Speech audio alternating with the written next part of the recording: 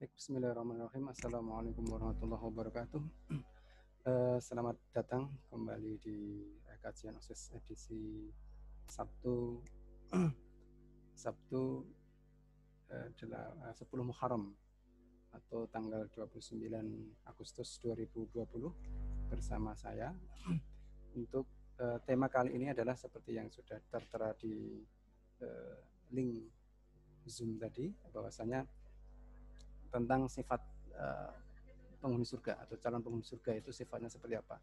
Di sini ada disebutkan 3, itu berdasarkan nanti surat berdasarkan hadis Rasulullah Shallallahu Alaihi Wasallam. Alhamdulillah pada kesempatan kali ini kita bisa bermajelis. Semoga Allah Subhanahu Wa Taala memberikan keberkahan di dalam majelis kita. Kemudian salawat dan salam semoga senantiasa terlimpahkan kepada Nabiullah Muhammad Shallallahu Alaihi Wasallam beserta keluarga, para sahabat, para tabi'in, tabi'ut tabi'in, dan para pengikutnya senantiasa istiqomah hingga yaumul qiyamah. Baik, ikhwan dan akhwat rahimakumullah, pada kesempatan hari ini seperti yang kita ketahui, kita akan bersama-sama untuk belajar tentang 3 sifat penghuni surga. 3 sifat ini diambilkan dari salah satu hadis Rasulullah Sallallahu Alaihi Wasallam yang saya bacakan, atau saya share screen-nya ini. Rasulullah Sallallahu Alaihi Wasallam bersabda, an Abi Hurairah radhiyallahu anhu qala Rasulullah Sallallahu Alaihi Wasallam, thalathun man kunna fihi hasabahu Allahu hisaban yasira wa dakhalahul jannah bi rahmatihi. Qalu liman ya Rasulullah? Qala tu'ti man haramaka wa ta'fu amman dhalamaka wa tasilu man qata'aka. Rawahul Al-Hakim. Ini kita artikan bersama. Kita lihat artinya ini. Rasulullah Shallallahu Alaihi Wasallam bersabda, yang diriwayatkan dari Abu Hurairah radhiyallahu anhu. Beliau Rasulullah Shallallahu Alaihi Wasallam bersabda, 3 perkara atau 3 sifat bolehlah, yang ketika ada di dalam diri seseorang, maka Allah akan menghisabnya dengan hisab yang mudah.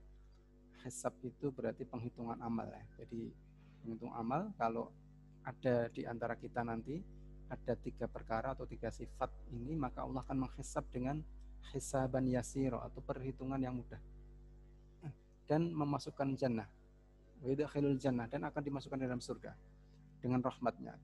Maka Rasulullah para sahabat bertanya, wahai Rasulullah, itu sifatnya seperti apa, ataupun bagaimana karakter orang yang disifati oleh Allah, orang yang disifati oleh Rasulullah mempunyai 3 hal yang dia nanti akan dihisab dengan hisaban yasiro atau dihisab dengan mudah, kemudian dan akan dimasukkan surga. Maka Rasulullah menjawab, bahkan mendapat pertanyaan dari para sahabat. Yang pertama adalah kamu memberi kepada orang yang menghalangimu. Jadi memberi kebaikan. Kebaikan bisa berupa kata-kata yang baik, bisa juga ilmu, bisa juga harta atau hadiah, itu kepada orang yang menghalangimu. Orang yang menghalangi itu bisa orang yang syirik atau kurang suka dengan kita, bahkan orang yang tidak ingin Allah memberikan karunia kepada kita atau menghalangi kebaikan kepada kita. Ini adalah orang-orang, kalau terhadap orang-orang ini kita memberi hadiah, kemudian tetap memberi kebaikan, tidak membalas terhadap perlakuan mereka ketika mereka menghalangi kita, maka ini adalah sifat yang pertama. Kemudian yang kedua adalah memaafkan orang yang berbuat zalim kepadamu, kepada kita, kemudian menyambung tali silaturahim kepada orang yang memutus silaturahim kepada kita. Orang yang sudah memutus batu pertemanan rasanya, kok kita itu berinisiatif memulai dulu, maka ini adalah 3 karakter yang Allah sifatkan, kita akan mendapatkan hisab dengan hisaban yasiro. Padahal tentang hisab, sebelum kita membahas satu persatu tentang hisab, tentang hisab dulu ya, tentang hisaban yasiro. Tentang hisab atau perhitungan amal itu ada suatu hadis yang mengatakan barang siapa yang hisab maka dia akan diazab. Jadi kalau barang siapa yang dihisab, dihitung secara detail maksudnya, maka akan dihisab. Ketika mendengar hadis ini, Ibunda Aisyah radhiyallahu anha mengatakan, wahai Rasulullah, bagaimana orang yang diberi kabar oleh Allah dengan hisaban yasiro, dengan orang yang dihisab, dihitung amalnya dengan hisab yang mudah. Maka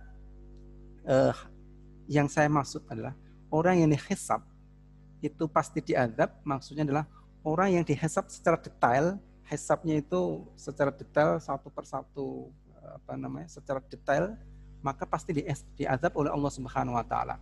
Sedangkan hisaban yasiro yang dihisab dengan mudah itu hanya ditunjukkan, oh ini amal-amalmu, habis itu sudah.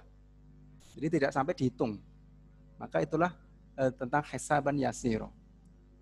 Maka sungguh sangat semoga Allah menganugerahkan, mengkaruniakan kepada kita menjadi orang-orang yang nanti diberi anugerah dengan hisaban yasiro. Nah, ketika di hisaban yasiro, maka dia wa yudkhilul jannah, maka pasti akan dimasukkan ke surga. Jadi kalau sudah di hisaban yasiro, maka akan dimasukkan ke surga. Berbeda dengan orang yang dihisab, orang muslim, orang mukmin yang dihisab oleh Allah di perhitungan amal secara detail, ditanyai satu persatu, maka sesungguhnya orang yang dihisab pasti akan diazab dulu di neraka, baru nanti setelah selesai diazab di neraka, mempertanggungjawabkan amalnya, ternyata amal keburukannya itu lebih banyak, maka ini pasti diazab oleh Allah Subhanahu wa taala. Nah, tentunya kita berharap, berdoa untuk Allah menjadikan kita orang-orang yang dihisab dengan hisaban yasiro, dengan hisab yang mudah, wa yudkhilul jannah, dan dimasukkan ke dalam surga Allah Subhanahu wa taala. Kalau kita ingin, dan ya kita saling mendoakan bersama, semoga Allah anugerahkan kepada kita hisaban yasiro dengan perhitungan amal yang mudah. Kalau perhitungan amal mudah itu hanya diperlihatkan catatan amalnya, habis itu dia disuruh masuk surga. Berbeda dengan orang yang dihitung secara detail dihisab, maka dia dihisab dulu diazab dulu di neraka. Semoga kita termasuk orang yang dijadikan oleh Allah sebagai hisaban yasir. Kemudian dan wa yudkhilul jannah, dan dimasukkan ke dalam surga. Maka tidak hanya ingin bahwa keinginan kita itu benar atau tidak sih.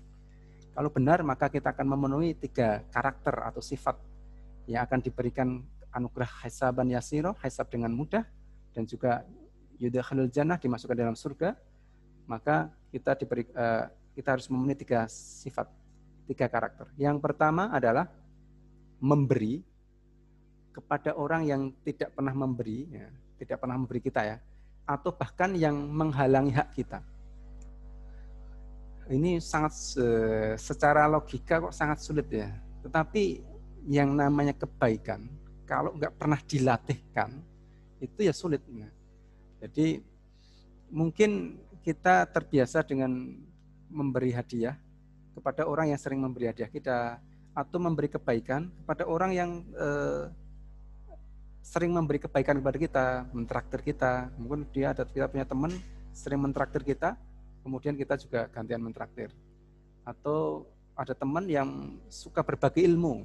Jadi kalau dia ada temannya kesulitan belajar, kemudian dia membantu. Nah, akhirnya kita membalas. Tetapi sifat penghuni surga yang mendapat karakter yang mendapat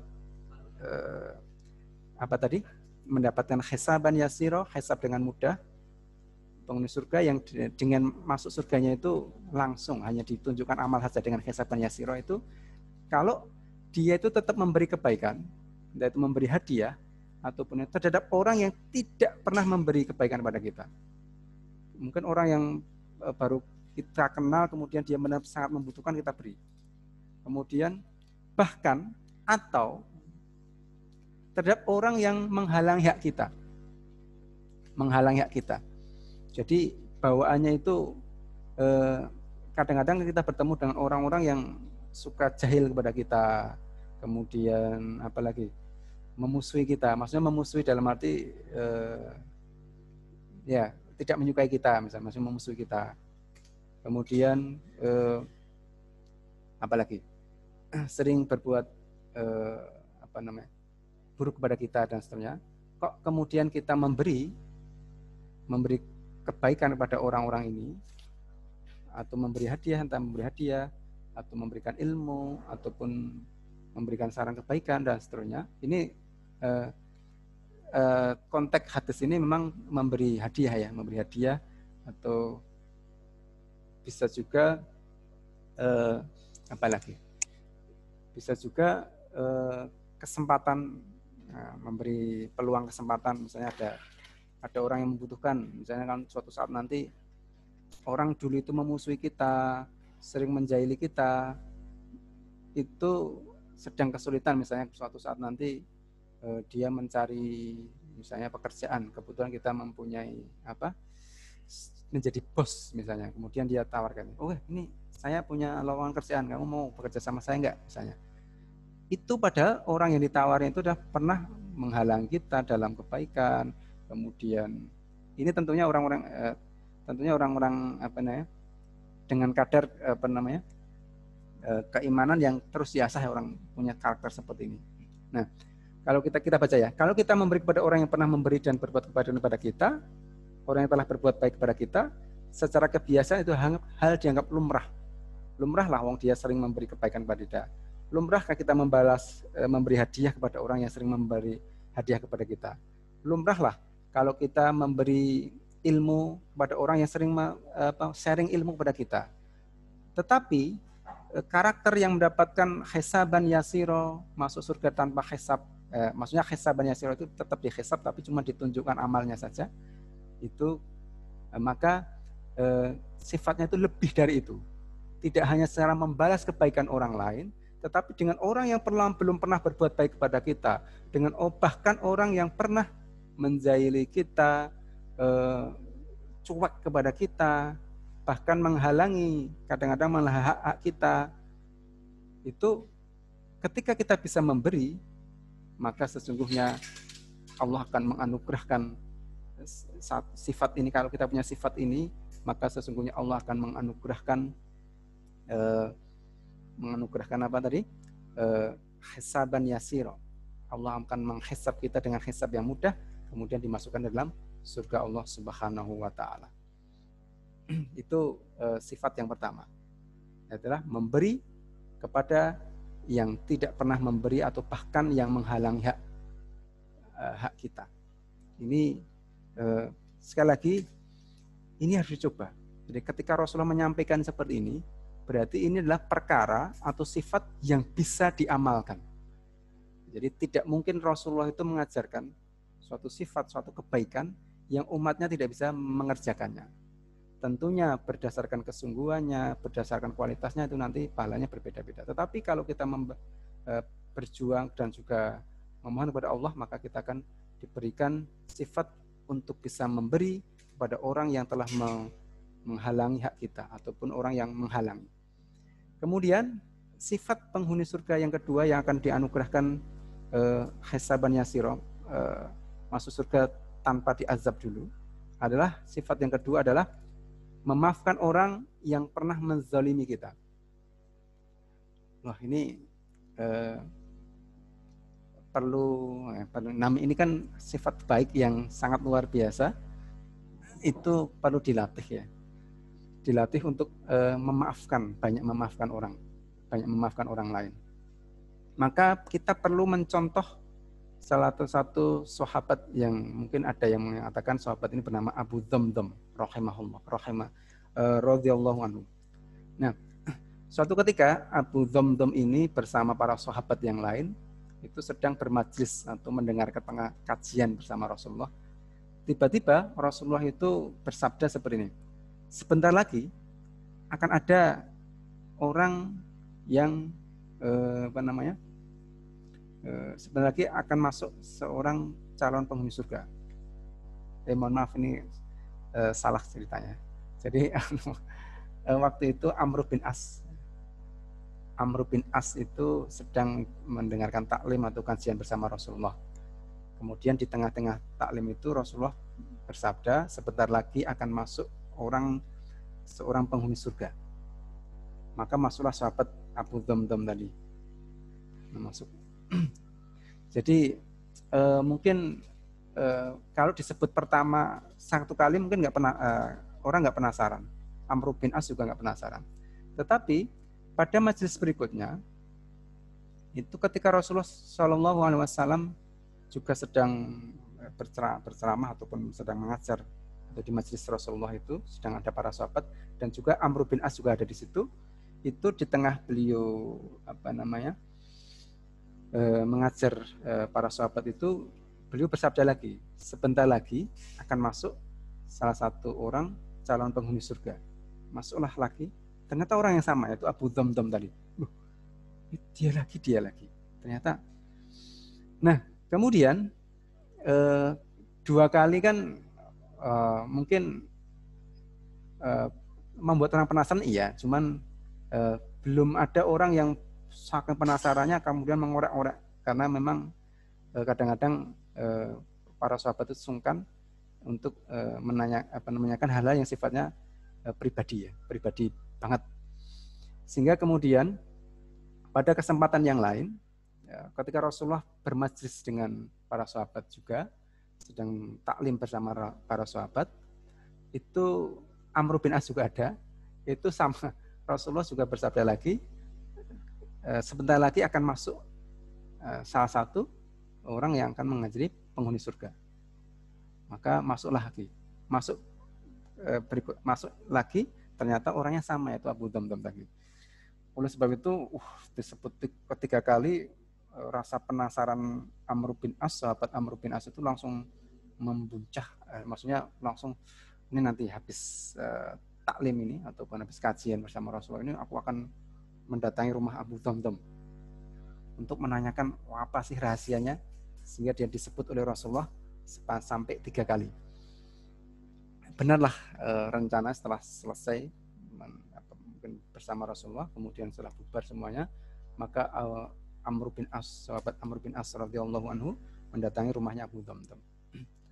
Maka untuk mendatangi, untuk menanyakan amalan apa, itu untuk menanyakan langsung kan sungkan ya, maksudnya sungkan. Dan bahkan orang itu kadang-kadang bok-bok nanti kalau disampaikan ke orang takut riak, maksudnya takut riak nanti malah seperti itu, maka sungkan. Maka Amr bin As itu tidak punya cara agar dia tanpa bertanya amalanmu rahasianya apa sehingga disebut oleh Rasulullah sampai 3 kali seorang penghuni surga. Itu akhirnya punya idenya adalah dia nanti ketika sampai ke rumah Abu Dhamdam itu pura-pura minta nginep sampai 3 hari, pura-pura ada masalah dengan ayahnya atau dengan keluarganya, sehingga untuk sementara sampai 3 hari untuk tinggal di rumahnya Abu Dhamdam. Padahal sebenarnya tidak terjadi, tidak seperti itu. Sebenarnya dia hanya ingin mencari rahasia amalan apa yang diamalkan oleh Abu Dhamdam ini sehingga disebut oleh Rasulullah sebanyak 3 kali seorang yang penghuni surga. Maka akhirnya beliau Amr bin As ini mendatangi Abu Dhamdam. Wahai Abu Dhamdam, sesungguhnya saya sedang ada masalah dengan keluarga saya. Bolehkah aku menginap di sini 3 hari untuk sementara untuk cooling down agar permasalahan saya dengan keluarganya itu selesai, dan juga saya muhasabah, introspeksi, biar nanti ketika saya kembali pulang itu sudah dalam lapang, sudah tidak merasa ada permusuhan lagi dengan keluarga saya. Maka Abu Dhamdam mempersilahkan, udah silahkan.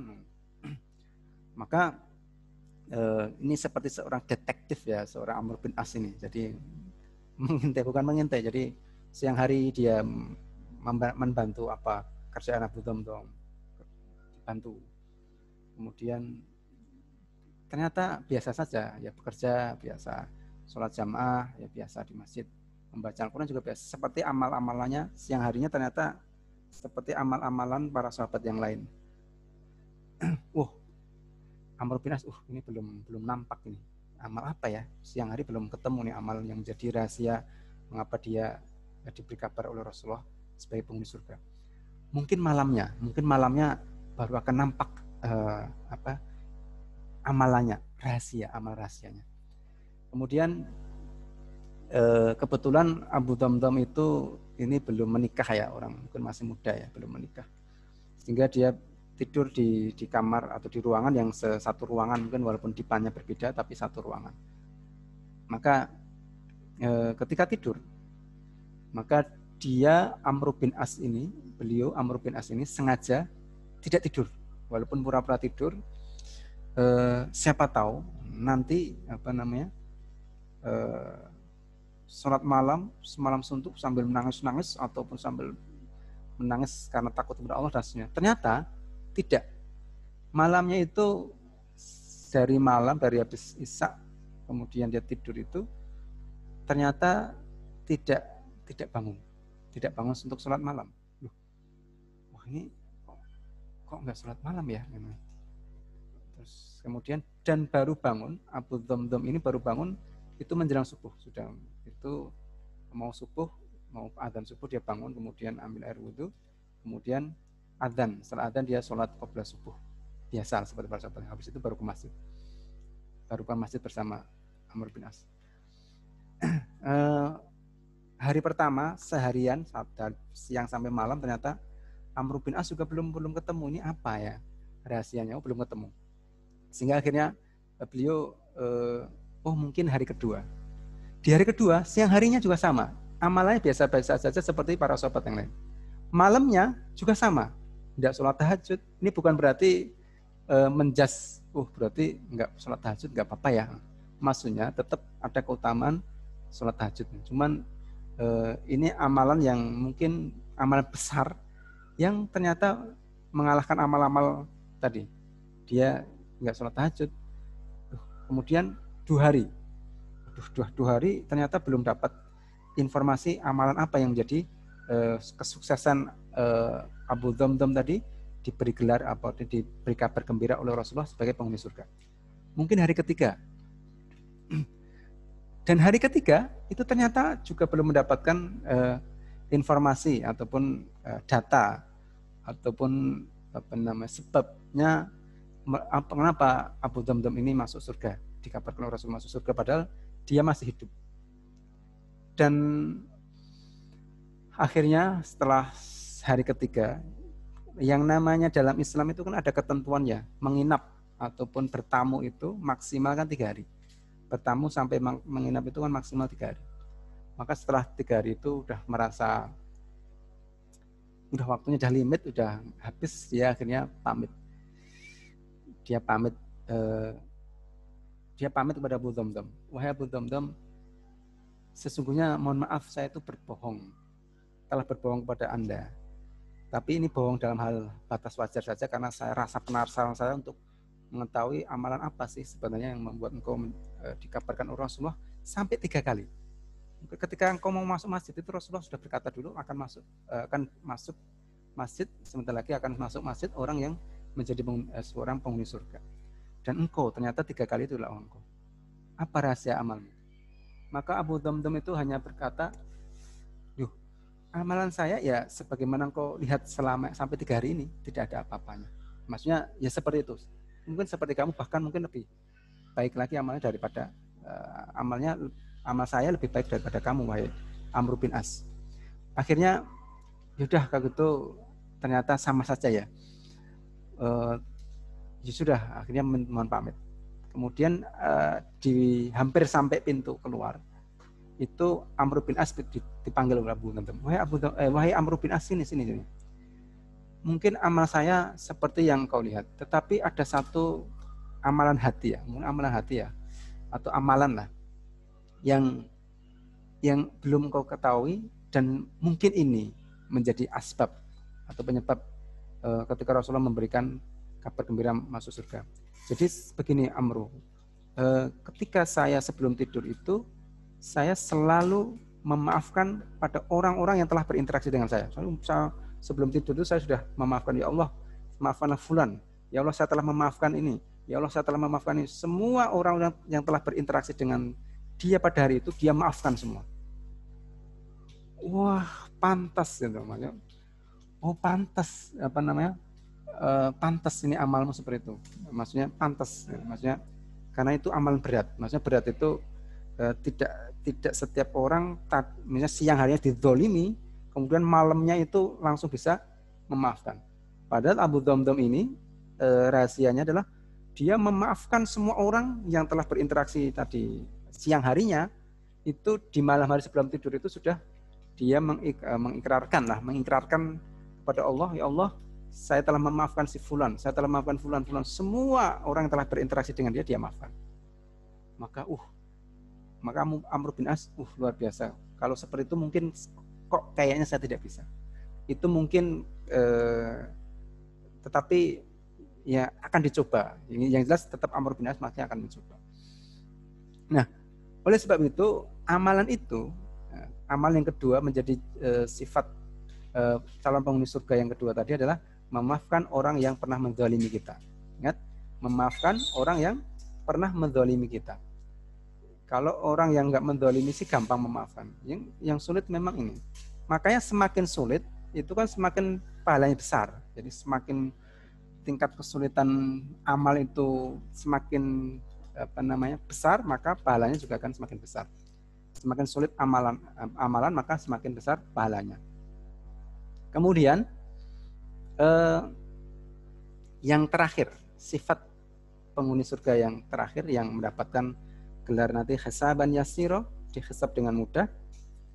Itu yang pertama tadi apa? Yang pertama itu adalah memberi hadiah atau memberi kepada orang yang menghalangi, pada orang yang menghalangi kita dalam sukses, menghalang-halangi kita menghalangi kita dalam kita beramal soleh dan bahkan menjahili dan seterusnya lah. Memberi hadiah. Kemudian yang kedua adalah memaafkan orang yang pernah menzalimi kita. Ini yang kedua. Kemudian yang terakhir apa? Itu tentang memberi maaf. Kemudian ini ada hadis riwayat Muslim, Allah Subhanahu wa taala hanya menambah kemuliaan bagi seorang sebab memberi maaf. Jadi kemuliaan kita itu akan ditambah oleh Allah sebab kita memberi maaf. Jadi kalau seorang mukmin seorang beriman tidak memberi maaf, maka sesungguhnya kemuliaannya itu tidak akan diberi kemuliaan oleh Allah Subhanahu wa taala. Kemudian sifat yang ketiga itu adalah menyambung silaturahim kepada orang yang memutusnya. Mungkin ini ada hadis lagi tentang bukanlah yang disebut wasil, laisal wasil bil mukafi. Bukanlah orang yang disebut wasil, orang yang menyambung silaturahim itu orang yang membalas kebaikan dengan sepadan. Bil mukafi. Jadi kalau misalnya kita punya teman, mungkin teman SD, dulu baik kepada kita, akhirnya kita berkunjung ke sana. Ini bukan namanya silaturahim.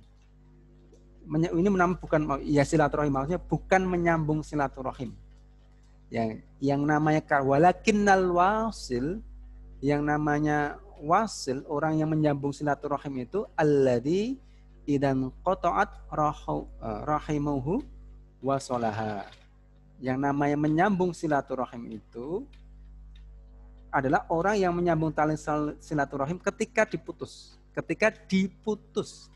Jadi ada orang yang memutuskan kepada kita, udah kamu bukan saudara aku lagi.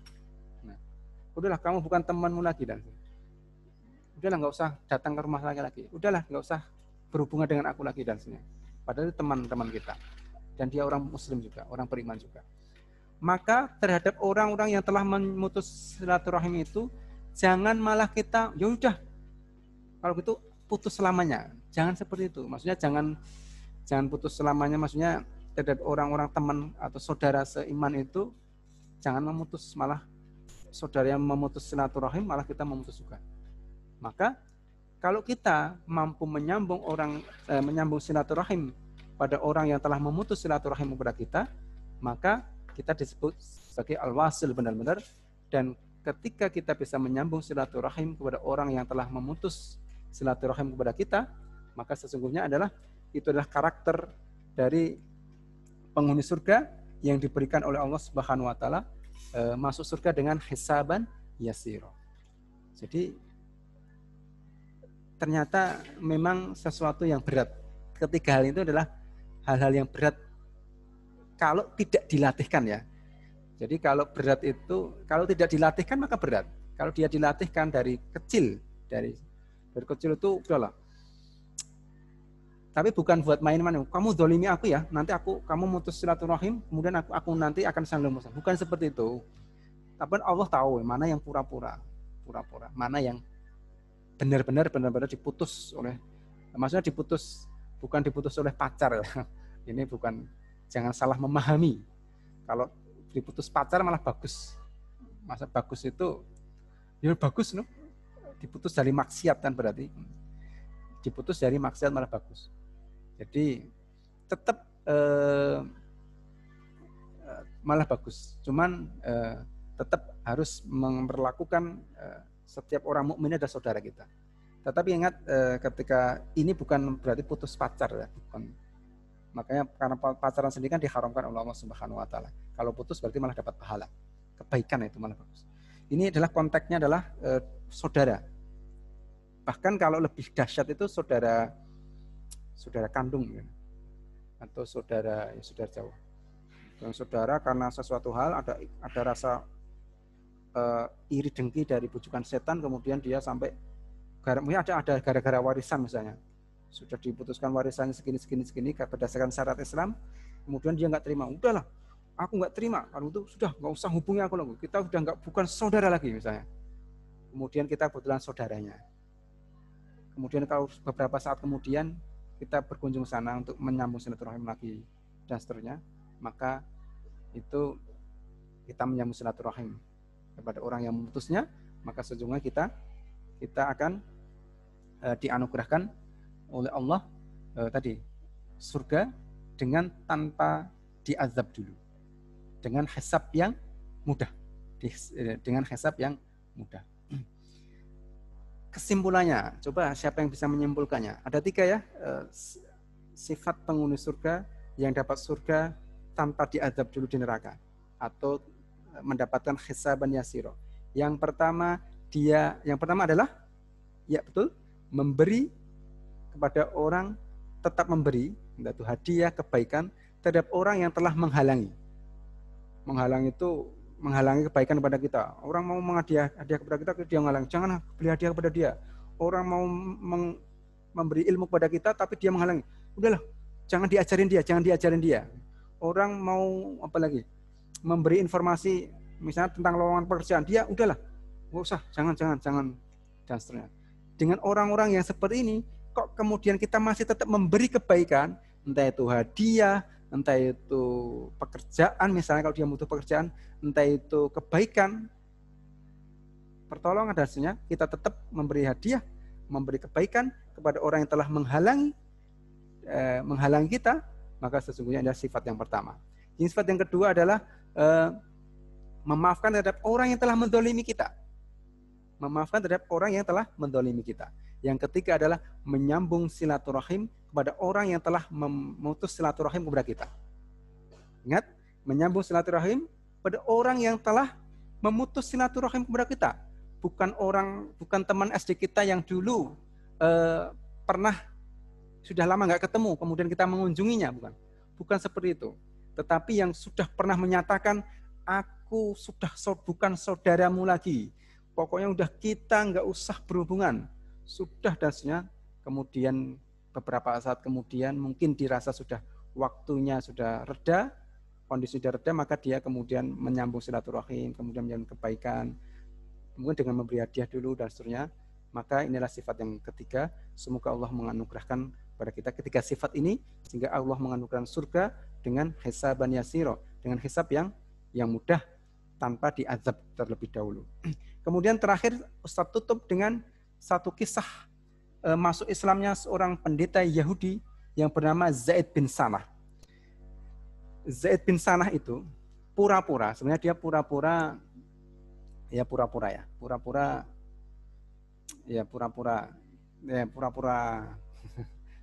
sebenarnya. Cuman pura-puranya apa? Kita simak kisahnya. Suatu ketika ketika Rasulullah SAW waktu sedang bermajlis itu ada tamu, sedang menerima tamu seorang Arab dari kampung atau dikenal dengan Arab Badui. Nah, dari kampung itu sedang minta tolong kepada Rasulullah. Pada waktu itu sedang musim paceklik. Paceklik itu tumbuhan sudah tidak berbuah lagi, kering, sudah pada mati di kampung tersebut, di kampung orang Badui itu yang sedang menghadap Rasulullah. Ini dia penduduk kampung ini berkata, ataupun pemuka atau pemimpinnya, wahai Rasulullah, bantulah kami wahai Rasulullah. Di kampung kami itu dulu itu sebelumnya banyak orang yang nggak masuk Islam, masih kafir. Kemudian ada juru dakwah atau ustadz itu yang mengatakan seperti ini, ataupun kita membujuk mereka agar masuk Islam dengan perkataan, wahai kalian penduduk kampungku sekalian, masuk Islamlah kalian, karena Islam itu menyelamatkan, Islam itu membuat tentram, Islam itu membuat kedamaian, Islam itu memasukkan ke surga. Akhirnya semua penduduk kampung saya wahai Rasulullah masuk Islam, karena kita ajarkan bahwa Islam itu pasti akan membawa kedamaian, pasti akan membawa kepada kesejahteraan, baik di dunia dan di akhirat. Akhirnya seluruh kampungku, penduduk kampungku masuk Islam.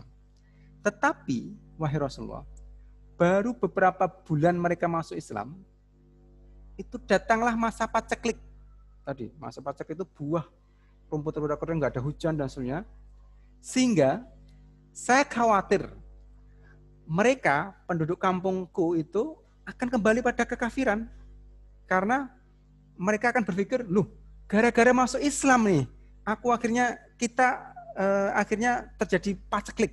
Nah, oleh sebab itu, sebelum itu kejadian, maka saya kesini wahai Rasulullah untuk meminta bantuan berupa sembako atau kurma ya, kurma zaman ini, untuk kami simpan di gudang, maka untuk memenuhi kebutuhan penduduk kampung saya, sehingga penduduk kampung saya itu tidak berpikir bahwasanya paceklik itu gara-gara mereka masuk Islam. Oh begitu ya. Kemudian pada waktu itu memang di Madinah itu di persediaan bahan pangan juga menipis. Nah, kemudian ketika para Rasulullah menawarkan kepada para sahabat, wahai para sahabatku, kira-kira ada nggak? Karena di gudang penyimpanan makanan kita itu habis, persediaan menipis. Dan kalau kita berikan kepada ini, maka habis nggak ada. Kira-kira ada yang bisa membantu nggak penduduk kampung ini? Kemudian tiba-tiba yang tadi Zaid bin Sanah itu mendengarkan percakapan itu. Aku wahai Rasulullah, loh, kamu kan bukan sahabatku, maksudnya bukan sahabat, yang disebut sahabat itu kan pasti dia orang beriman. Dia Rasulullah tahu, ini dia, aku orang Yahudi, dia tahu orang Yahudi dia. Loh, wahai Muhammad, aku akan bantu. Ini aku punya banyak kurma di rumah, akan kuberikan untuk membantu penduduk kampung ini. Enggak mau, saya enggak mau dibantu. Rasul menolak dibantu. Diberi hadiah. Apalagi yang memberi hadiah orang kafir, orang Yahudi. Enggak, saya enggak mau menerima hadiahmu. Kalau hadiah itu kan berarti kita menjadi berhutang budi pada dia ya. Kalau mau itu sebagai utang saja. Saya utang padamu. Nanti suatu saat kita sahur. Aku akan sahur. Rasul mengatakan, saya enggak mau menerima hadiah. Maka udahlah, ini sebagai hutang. Yaudah, setuju. Akhirnya Zaid bin Sanah ini, orang Yahudi ini, akhirnya mengambil kurmanya. Mengambil kurmanya tuh, beberapa karung kemudian diberikan kepada pemimpin penduduk Arab Badui tadi. Intinya Zaid bin Sanah sudah mengadakan perjanjian kepada Rasulullah untuk Rasulullah menghutang sejumlah berapa sok atau berapa karung kurma kepada Zaid bin Sanah dengan tempo itu waktu batas nyaurnya sekian.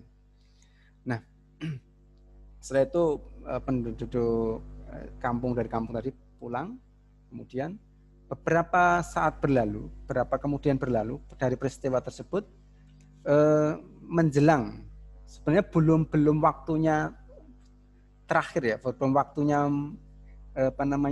belum waktunya membayar hutang. Misalnya kalau membayar hutangnya hari Minggu temponya, tetapi ini mungkin masih hari Jumat. Nah, ketika Rasulullah sedang bertakziah dari para sahabat, salah satu sahabat Rasulullah yang meninggal dunia, maka Zaid bin Sanah itu menjalankan, dia sebenarnya punya misi, strategi menjalankan misinya. Dia ketika Rasulullah setelah sudah membantu mensolatkan jenazah dan menguburkan salah satu sahabatnya, itu ketika Rasulullah mau duduk beristirahat di bawah pohon, tiba-tiba Zaid bin Sanah datang dengan kasar. Kasarnya apa? Zaid bin Sanah itu mencengkram leher, mencengkram bukan leher ya, kerah leher Rasulullah dengan berkata kasar juga, "Wahai Muhammad, bayar utangmu sekarang juga." Duh, ayo bayar. Lu kan belum jatuh tempo. Udah, saya menginginkan sekarang. Padahal waktu di situ ada Umar, ada Utsman, dan Umar segera mencabut pedangnya, untuk pengen membantu Rasulullah membebaskan dari sifat karena kasar. Nah, ketika Umar mencabut pedangnya, maka Rasul mengatakan, "Wahai Umar, apa yang akan Anda lakukan?" Umar mengatakan, "Izinkan aku memenggal leher dia, wahai Rasulullah." "Wahai Umar, bukan begitu caramu membantuku. Harusnya kamu cara yang membantu sudah cukup, wahai Rasulullah, bayarlah utangnya." Dan cara membantu dia pula adalah, "Wahai engkau Zaid bin Sanah, bukan begitu cara menagih utang itu." Jadi Rasulullah, "Udah, sarungkan kembali pedangmu, Umar." Nah, kemudian setelah itu dilepaskan pegangan Zaid. Maka, "Wahai Umar, ke sini." Rasulullah berbisik kepada Umar, "Wahai Umar, tolong kamu siapkan itu kurma kepada Zaid bin Sanah ini. Kemudian tambahkanlah 2 sok gandum, 2 karung gandum. Ditambah atas kemarahannya, untuk meredamkan kemarahan dia." Kenapa harus ditambah Rasulullah? Sudah tahu dia itu kurang ajar banget. Mosok nagih sambil memegang kerah Anda. Sudah sana. "Wahai Zaid bin Sanah, ikutin Umar ke gudang penyimpanan kurma." Baik Muhammad. Jadi akhirnya Zaid bin Sanah mengikuti Umar bin Khattab. Nah, kemudian ditimbang, dikarungi kurma-kurmanya, kemudian sesuai perintah Rasulullah, Umar suruh menambah 20 sok ditambah. Setelah ditambah, kemudian si Zaid bin Sanah ini menghitung, "Loh, wahai Umar, kok lebihnya?" Ini perintah Rasulullah agar melebihkan 20 sok. Karena engkau telah marah pada beliau. Begitu ya? "Wahai Umar," akhirnya dia bongkar rahasianya. "Wahai Umar, sebenarnya itu saya hanya pura-pura ataupun kalau sekarang ngeprank Muhammad. Jadi saya itu hanya pura-pura." "Loh, pura-pura gimana? Bukankah tadi kamu kasar pada Rasulullah?" Maksudnya, saya itu Zaid bin Sanah. Tahu nggak Zaid bin Sanah itu siapa? Nggak tahu, saya tahunya kamu orang Yahudi. Saya itu adalah pemuka, istilahnya ulamanya orang Yahudi, ataupun pendeta Yahudi. Dan sebenarnya saya mau masuk Islam, tapi saya masih ragu apakah benar Muhammad itu nabi atau rasul atau bukan, nabi atau bukan sih. Saya sudah mempelajari Taurat. Di dalam kitabnya Zaid bin Sanah, kitab Yahudi itu, semua sifat nabi akhir zaman itu ada pada Muhammad. Cuman 2 sifat yang belum kutemukan. Dan aku sudah menemukan 2 hal tadi. Yang pertama adalah sifat yang belum kutemukan adalah kemarahannya, rasa kasih sayangnya, kesopannya, lemah lembutnya itu mengalahkan amarahnya. Buktinya ketika saya cengkram kerahnya, Rasulullah itu tidak marah. Marahi tahan, ditunjukkan lebih yang menonjol adalah sifat lemah lembutnya. Dan ketika engkau mencabut pedang tadi, itu juga tunjukkan kelembutannya. Mungkin kalau Rasulullah marah, sudah penggal saja Umar gitu ya. Tapi ternyata enggak. Malah Rasulullah memarahi kamu, jangan seperti itu kalau menasihati orang itu. Nasihati dengan baik. Kalau orang punya utang, segera bayar utangnya. Kalau orang nagih hutang, nagih dengan baik. Itu sudah saya temukan. Sifat dari Rasulullah, semua sifat sudah ketemukan, tinggal 2. Yang pertama tadi apa? Sifat Rasulullah yang belum diketahui oleh Zaid bin Sanah, kesopanannya, kelemah lembutannya mengalahkan amarahnya. Kemudian sifat yang kedua, kepada orang yang marah kepadanya, maka semakin bertambah kebaikannya. Maka maksudnya apa? Semakin bertambah dia dalam berbuat baik. Coba, tadi kan semakin dimarahi orang, semakin dibuat amarah oleh orang, dibuat marah oleh orang, maka malah ditambahin kebaikannya. Buktinya sudah disaur utangnya, ditambahin lagi, tambahin hadiah. Harusnya orang pada umumnya kan sudah nagihnya enggak sopan, sudah disaur sesuai dengan kesepakatan. Tapi enggak, Rasulullah malah menambahin. Nah, ini saya temukan, barusan saya temukan. Maka wahai Umar, maka mulai hari ini bawa aku pada Rasulullah. Saya akan masuk Islam karena saya sudah menemukan semua sifat kenabian yang ada pada Nabi Muhammad sebagaimana kitab Taurat yang menggambarkan sifat-sifat Nabi di akhir zaman. Akhirnya Zaid bin Sanah dibawa Rasulullah dan Zaid bin Sanah itu masuk Islam. Nah, itu sifat Rasulullah itu lemah lembutnya. Lemah lembut, tetap berbuat baik kebaikan pada orang yang telah menghalangi. Kemudian tetap semakin berbuat baik kepada orang yang telah mendoliminya, orang yang memutus silaturahimnya. Maka ini adalah contoh konkret dari Rasulullah Shallallahu Alaihi Wasallam. Maka kalau kita ingin dimasukkan surga tanpa hisab tadi, maka kita harus tetap memberi kepada orang yang telah menghalangi atau telah memusuhi atau menghalangi lah. Kemudian yang kedua adalah memaafkan orang yang telah mendolim kita. Yang terakhir adalah tetap menyambung silaturahim kepada orang yang telah memutus silaturahim kepada kita. Mungkin itu yang bisa saya sampaikan. Kurang lebihnya mohon maaf. Semoga Allah Subhanahu wa taala menjadikan kita semua orang-orang yang senantiasa diberikan sifat untuk mempunyai sifat yang akan diganjar 3 sifat tadi ya. Semoga diganjar dengan masuk surga tanpa dengan hisaban yasiro. Kemudian kita cukupkan dengan doa kafaratul majlis. Subhanakallahumma wa bihamdika asyhadu an la ilaha illa anta astaghfiruka wa atubu ilaik. Billahi taufik wal hidayah. Wassalamualaikum warahmatullahi wabarakatuh.